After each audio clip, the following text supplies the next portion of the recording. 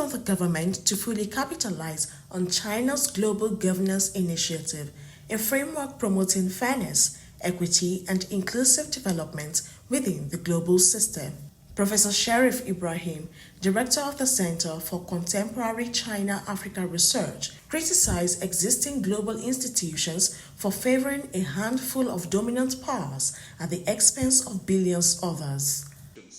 Why is it necessary? Why is it needed?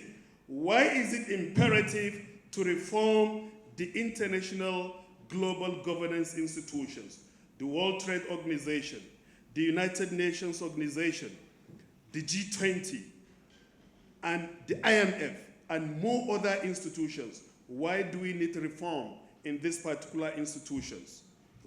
The United Nations, for example, there is the need to involve representation of every continent, every region on the world as a member of the UN Security Council permanently. Why? Because we have just 5 permanent members of the UN Security Council. This means that there is exclusion in global governance from where? From the Security Council of the United Nations. If you critically look at these 5 permanent members, they are advanced, they are nuclear powers, and they were in one way or the other involved in the previous great wars, either the First World War or the Second World War. And after these wars, they emerged the most powerful to serve as the international police. So now the third world nations are calling and advocating for a reform of the new international system.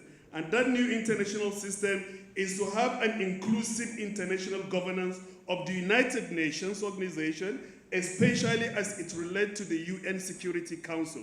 What do we do now? You think of United States of America, it is there. France, United Kingdom, all these are European. China is there, Russia is there, Eastern Europe. There is no country from either Latin America, no country from the Caribbean, no country from the Pacific, and no country from Africa. So if we are truly talking about global governance, then President Xi Jinping called for commitment to respect to individual state sovereignty. We respect each and every state, and that is why the need for a reform of these particular institutions for inclusiveness.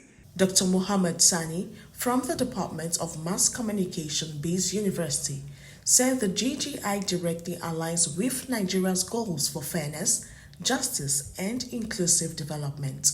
In order for any country, Nigeria or other developing countries, to take full advantage of the Global Governance Initiative, that country has to be able to answer that question relative to any partnership, whether it is bilateral or multilateral. What are the opportunities for Nigeria, even after Nigeria has become committed to the initiative?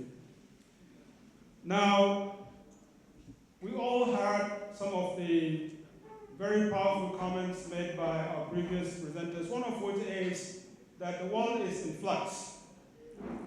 The world is trying to find its way back to the idea of why the United Nations was founded in the first place. And in statecraft, we're talking about war and peace. War and peace.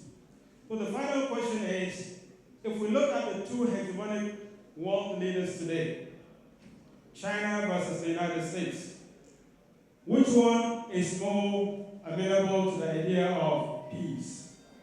Looking at the Global Governance Initiative, how does Nigeria take full advantage of it? Right? And if you look at the principles of the initiative, number 1 is it advocates for what? Fairness and justice. Who doesn't want that? Clearly, today's global setting is not fair, it's not just, and we have already listened to the representation of the UN Security Council. Not a single African country is at the table, and Nigeria included, right? And when we talk about justice, this is a world that has run amok, and it's all about survival of the fittest. And clearly that is not a just world, right? So This particular initiative offers a level playing field for countries that are willing to jump in and take advantage, and Nigeria should do that. Chinese Embassy Councillor said the GGI is one of 4 initiatives by President Xi Jinping to promote a community with a shared future for mankind. It is high time for us to address the problems existing in the global governance system.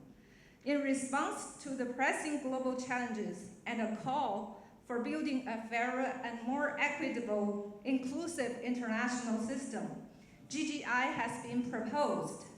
It focuses on exploring paths and methods to improve global governance through the joint efforts of all the countries and multilateral mechanisms. The GGI embodies 5 core concepts, namely, adhere to sovereign equality, abide by rule of law, practice multilateralism, advocate a people-centered approach, and focuses on taking actions. The above 5 core concepts has gained world recognition. Nigerian government particularly welcomes them. They are closely aligned with the inherent needs of China-Africa and China-Nigeria cooperation.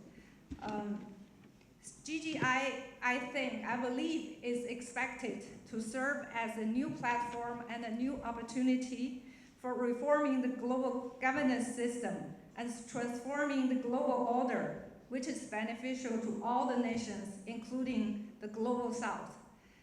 China has been and is always willing to cooperate, work with African friends, including Nigeria, under the framework of GGI to build a more just and equitable global governance system, to promote reforms in the UN Security Council and the international financial architecture, to address the underrepresentation of the global South and to correct the historical injustices.